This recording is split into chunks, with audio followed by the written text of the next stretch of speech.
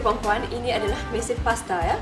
Kalau puan-puan tahu pasta biasanya dikaitkan dengan makanan Itali ya, pasta ataupun spaghetti. Tetapi mesin ini bukan hanya dapat membuat pasta, tetapi ia juga dapat membuat mi kuning yang kita makan hari-hari, dan juga spaghetti, juga laksa, dan juga biskut raya kita ya, bermacam-macam jenis biskut, juga roti, pizza, donat dan bermacam-macam lagi. Jadi untuk mengetahui bagaimana ianya digunakan, pertama saya akan tunjukkan puan-puan bagaimana kita membuat mi kuning yang biasanya kita beli di luar ya. Jadi kalau puan-puan ada mesin ni, mudah puan-puan sediakan sendiri ya. Mi kuning bahannya begitu mudah. Kita hanya memerlukan 2 biji telur, 500 gram tepung gandum, sedikit serbuk kunyit dan juga air secukupnya. Dan kalau puan-puan beli mesin ni datangnya dengan kontainer ni ataupun kotak ini, yang mana air sukatannya ada tertera di sini, campuran telur dan juga air di paras yang telah pun ditunjukkan. Jadi kalau di sini ia menunjukkan 2 biji telur dicampurkan dengan air. Tetapi kalau puan-puan ingin gunakan 1 biji telur juga, puan-puan boleh, hanya airnya mesti paras yang sama. Dan bagi yang vegetarian atau orang yang tidak suka menggunakan telur, puan-puan boleh mengenepikan telur lah, gunakan air saja secukup paras air yang telah pun tertunjuk di sini ya. Jadi caranya begitu mudah. Kita masukkan dulu tepung gandum ke dalam mangkuk ini ya. Dia punya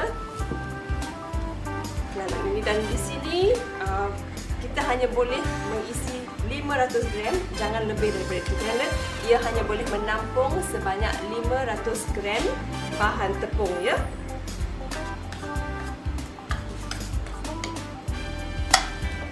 Ya. Kemudian kita tutup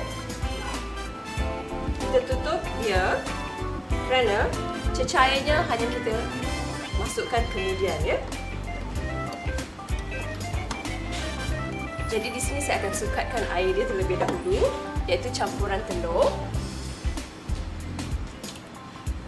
Saya hanya menggunakan sebiji telur ya.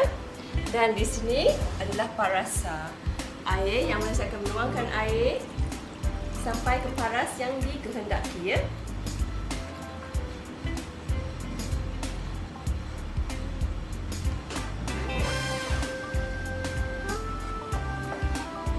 Campurkan sedikit kunyit, atau jika puan-puan suka, boleh puan-puan taruhkan sedikit pewarna kuning.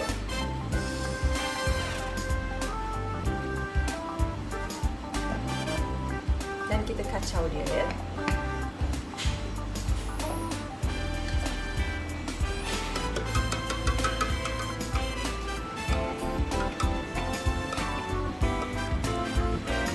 Sebelum puan-puan memulakan, puan-puan harus memilih acuan yang telah pun terdapat. Kalau kita beli, memang diberi 10 jenis acuan, dan untuk acuan mi juga ada pelbagai jenis. Di sini saya telah pun memasangkan acuan yang mana acuan mi kuning biasa ya. Tetapi ada juga yang halus sedikit dan ada juga yang berupa kuih tiaw, dan itu terpulang pada cita rasa puan-puan masing-masing ya. Sebelum puan-puan menggunakan dia punya acuan, haruslah puan-puan rendamkan dia terlebih dahulu dalam minyak.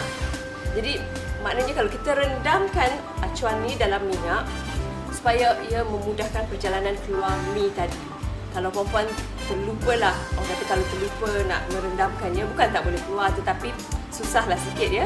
Jadi ingat tu, petua dia untuk melicinkan mi keluar, rendamkan acuan di dalam minyak terlebih dahulu dan puan pasangkan ke mesin ini ya. Dan saya akan juga menunjukkan di sini dia ada butang. Butang ini kalau ia di tengah-tengah, maknanya ia off ataupun berhenti ya. Dan kalau puan-puan menolak butang ini ke belakang, maknanya ia akan mula menguli. Dan kalau ia ditolak ke depan, maknanya ia akan mengeluarkan bahan. Dan di sini saya akan memulakan untuk menguli. Dan saya akan tuangkan air ini sedikit-sedikit daripada atas. Kerana di atas ada lubang ni, puan-puan.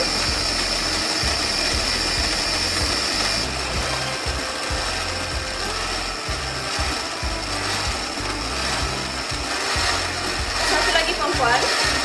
Bahan ini dia tidak akan jadi sekumat macam mana kita buat curry puff ataupun ataupun donat ya. Jadi ianya agak berderai seperti kata serbuk roti, dan saya akan buka dia. Puan lihat sendiri bagaimana dia punya adonan itu ya. Dan satu lagi, kalau kita buka penutup dia, dia akan automatically berhenti. Maknanya dia ada sensor, automatic sensor ya. Kalau kita pasang balik, dia akan on dengan sendirinya. Dan saya akan tunjukkan mie ni, dia kering, dia agak kering dan berderai ya. Dia tidak jadi seketul seperti macam mana kita buat curry puff ataupun roti ataupun donat ya. Dan apabila ianya dah jadi seperti ini, puan-puan boleh mula mengeluarkan dia lah. Dan cara yang nak mengeluarkan dia seperti yang telah pun saya beritahu tadi, kita menolak butang tu ke depan ya.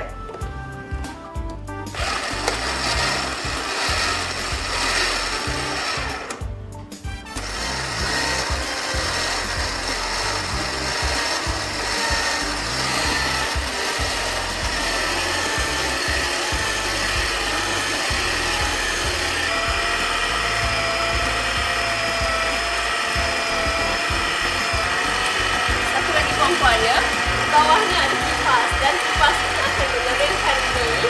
Jadi kalau puan taruhkan butang ataupun apa bahan, jangan puan tutup kipas ni supaya kipas ini dapat mengeringkan mie yang akan keluar ya.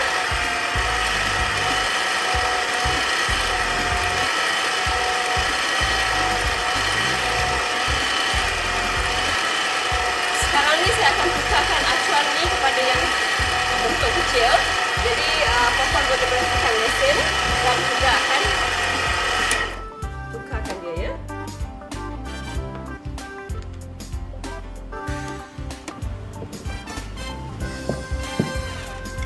Kita bukakan ni dan masukkan acuan yang satu lagi ni ya.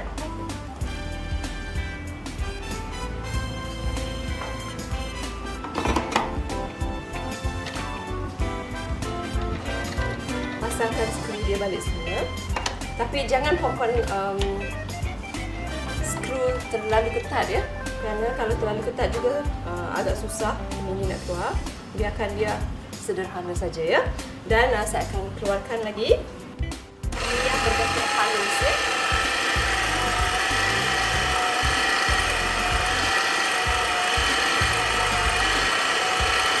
Seperti yang puan tahu, kita sekarang ni memang mengamalkan makanan-makanan yang sihat. Dan mie yang kita buat hari ini memanglah mie yang sihat, yang mana kita tidak pun menggunakan pengawet untuk membuat mie ya.